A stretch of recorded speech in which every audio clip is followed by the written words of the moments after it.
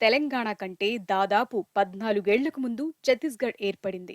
అక్కడ 70% ప్రజలు వ్యవసాయంపైనే ఆధారపడి జీవిస్తున్నారు. కానీ మన రాష్ట్ర సరిహద్దుల్లో ఉన్న ఛత్తీస్గఢ్ గ్రామాల ప్రజలు మాత్రం తమను తెలంగాణలో కలుపాలని డిమాండ్ చేస్తున్నారు. కారణం ఒక్కటే, మన దగ్గర వ్యవసాయ విధానాలు, రైతు సంక్షేమ పథకాలు తమకు కావాలన్నది వారి ఆరాటం. వ్యవసాయానికి అత్యంత ప్రధానమైన విద్యుత్, సాగునీరు లేకపోవటం ఛత్తీస్గఢ్ రైతులను తీవ్రంగా వేధిస్తోన్న సమస్య.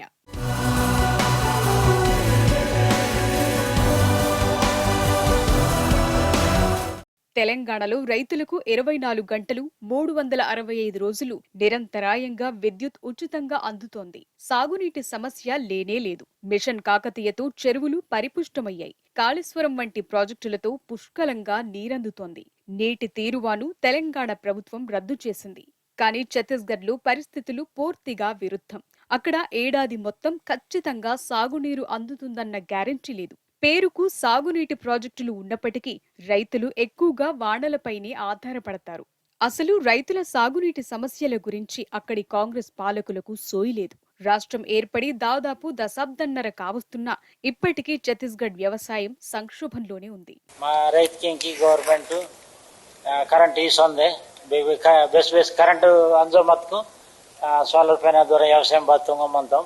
కానీ మీ తెలంగాణ రైతు బంధు నుంచి సంవత్సరం 10,000 రూపాయలు తెలమాయాలంట పోతెళ్ళి ఒక సంవత్సరానికి 6,000 రూపాయలు గవర్నమెంట్ ఇస్తుంది. పెద్ద ప్రాజెక్ట్ మీ తెలంగాణ పెద్ద ప్రాజెక్ట్ వచ్చున్నారు. మాకు ఛత్తీస్గఢ్ बहुत प्रोजेक्ट ఇలా పోతాయి. మీ తెలంగాణ కాళేశ్వరం ప్రాజెక్ట్ వచ్చున్నారు. మాకు కాలం పెద్ద ప్రాజెక్ట్ పోతాయి. వాన బతికి మాకు వ్యవసాయం వెళ్ళిపోతే బేగా నీరుకిన సోలార్ ప్యానల్ మీద దాని ద్వారా వ్యవసాయం తీయమని బతుకోం. మేము తెలంగాణ రైతు వేదిక మీనాగా మాకు రైతు వేదిక పోతిల్లా.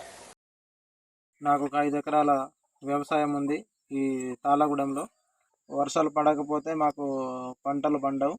ఒకవేళ మా ఇంట్లో నా అమ్మాయి కానీ ఏమన్నా పెళ్లి జరిగితే మాకు ఈ ప్రభుత్వం మాకు ఎలాంటి సహాయం అందించదు. ఇక్కడ హాస్పిటల్ వసతులు కూడా సరిగా ఉండవు. అదే మా పక్కన ఉన్న తెలంగాణ ప్రాంతం అయితే ఎకరం భూమి ఉంటే 2 పంటలకు కలిపి ఒక 10,000 రూపాయలు ఇస్తుంది. ఇంట్లో ఆడబిడ్డకు పెళ్లి అయితే కేసీఆర్ ప్రభుత్వం 1,00,000 రూపాయలు ఇస్తుంది. అలాగనే అక్కడ కేసీఆర్ కిట్టు వాళ్ళకి అన్ని రకాలుగా పథకాలు అందుతున్నాయి. అక్కడ వసతులు కూడా చాలా బాగున్నాయి. అలాంటి సదుపాయాలు, అలాంటి పథకాలు మా దగ్గర ఇక్కడ ఛత్తీస్గఢ్లో ఏర్పాటు చేయాలని నేను కోరుకుంటున్నాను. 2 ఎకరాల వ్యవసాయం చేస్తాను నేను. మాకు నీళ్ళ సౌలభ్యం లేదు. తెలంగాణలో ప్రాజెక్టులు ఉన్నాయి, వాళ్ళకు నీళ్లు వస్తాయి, అక్కడ పంటలు బాగా పండుతాయి. మాకు ప్రాజెక్టులు లేవు, మాకు పంటలు పండవు. వర్షాకాలం వస్తేనే మాకు పంటలు పండుతాయి. తెలంగాణలో 24 గంటలు కరెంట్ ఉంటుంది. మాకు కరెంటు వస్తే ఒక రోజు ఉంటుంది, పోతే 20 రోజులు ఆటైపోతుంది. మాకు కరెంటు లేదు, నీళ్ళ సౌలభ్యం లేదు, మాకు పంటలు పండవు. ఛత్తీస్గఢ్లో రైతులను వేధిస్తున్న మరో ప్రధాన సమస్య కరెంట్. ఇతర రాష్ట్రాలకు విద్యుత్ విక్రయించే రాష్ట్రంగా ఛత్తీస్గఢ్కు పేరుంది. కానీ సొంత రైతుల పొలాలను మాత్రం ఎండబెడుతోన్న ఘనత కాంగ్రెస్ పాలకులకే చెల్లింది. రైతులకు కరెంట్ ఇవ్వకుండా అక్కడి ప్రభుత్వం ఇతర రాష్ట్రాలకు అమ్ముకుంటోంది.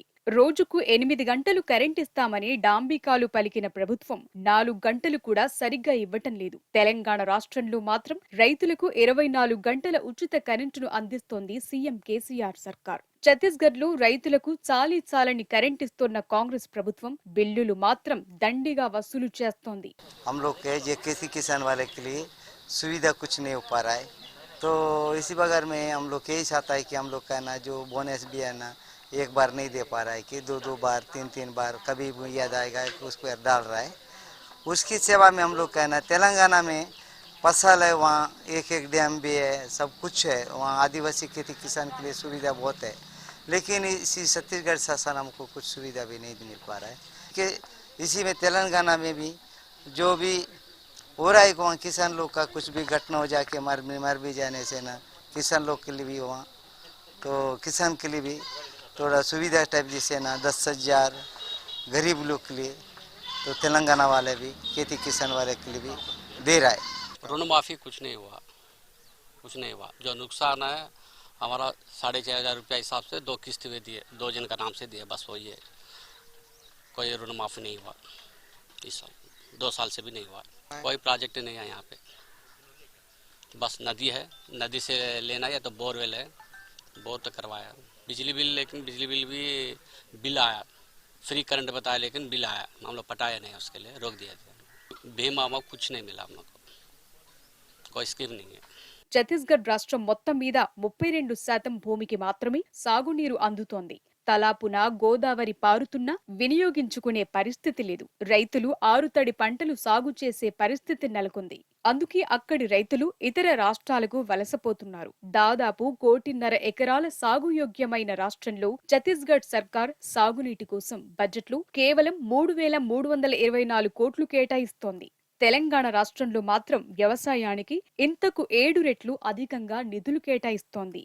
हमारे छत्तीसगढ़ सरकार किसानों को రైతు बीमा सुविधा देना है वो नहीं दे रही है, और तेलंगाना में चारों तरफ डैम बना है और सुविधा की दृष्टि से पानी का फुल है, फसल अच्छा हो रहा है, और 5 एकड़ 10 एकड़ तक का 1 एकड़ में 5,000 रुपये के हिसाब से एक को 50-50 हज़ार मिल रहा है। बीमा రైతు बंधु के हिसाब से पूरे तेलंगाना चारों तरफ डैम बना हुआ है और पानी की अच्छी सुविधा है, जो कि छत्तीसगढ़ में इंद्रावती नदी 215 किलोमीटर से बहते हुए आती है। यहाँ पर कोई एक डैम नहीं है। आप छत्तीसगढ़ से तेलंगाना जाके देखिए, तारलागुड़ा, आपका कालेश्वरम, ये पूरे जितने तेलंगाना से यहाँ से दूरी पर 100 किलोमीटर दूरी पर है, 4-5 डैम है। लेकिन छत्तीसगढ़ में इंद्रावती नदी जगदलपुर से गोपालपट्टनम तक बहती है, कोई डैम नहीं है, जो कि आंध्रा में రైతుకూలి बंधन के नाम से पानी, बिजली और सुविधा है, जिसके वजह से वहाँ पर सुविधा है, हमारे छत्तीसगढ़ में सुविधा नहीं है। తెలంగాణలో రైతులకు ప్రభుత్వం ఇస్తోన్న రైతు బంధు పథకాన్ని ఛత్తీస్గఢ్ ప్రభుత్వం కాపీ కొట్టి తమ దగ్గర అమలు చేయటం మొదలుపెట్టింది. ముందుగా వరి రైతులకు ఎకరానికి 10,000 ఇచ్చారు. ఆ తరువాత మిగతా పంటలకు వర్తింపచేశారు. కానీ ఈ డబ్బులు కూడా అందరికీ అందటం లేదు. తెలంగాణలో పోడు వ్యవసాయం చేసుకునే రైతులకు కూడా రైతు బంధు అందుతోంది. తెలంగాణలో రైతు కుటుంబాలకు అండగా నిలుస్తోన్న రైతు బీమా పథకం ప్రస్తావన కూడా ఈ రాష్ట్రంలో లేదు. తెలంగాణలో ప్రభుత్వం రైతు పండించిన ప్రతి గింజ కొంటోంది. ఛత్తీస్గఢ్ ప్రభుత్వం మాత్రం ఎకరానికి 15 క్వింటాళ్ల ధాన్యం మాత్రమే కొంటోంది. కొన్న ధాన్యానికి కూడా 3 విడతల్లో ఆలస్యంగా రైతులకు డబ్బులిస్తోంది. కాంగ్రెస్ ఏలుబడిలోని రాజస్థాన్, ఛత్తీస్గఢ్లో రైతులను పట్టించుకోని రాహుల్ గాంధీ తెలంగాణలో ఏం మొహం పెట్టుకొని పర్యటిస్తారని ఇక్కడి ప్రజలు ప్రశ్నిస్తున్నారు. సుభిక్షంగా ఉన్న తెలంగాణ రైతాంగం గురించి ఆలోచించే ముందు బీజేపీ, కాంగ్రెస్ పాలిత రాష్ట్రాల్లో రైతుల గురించి ఆలోచిస్తే మంచిదని చెబుతున్నారు.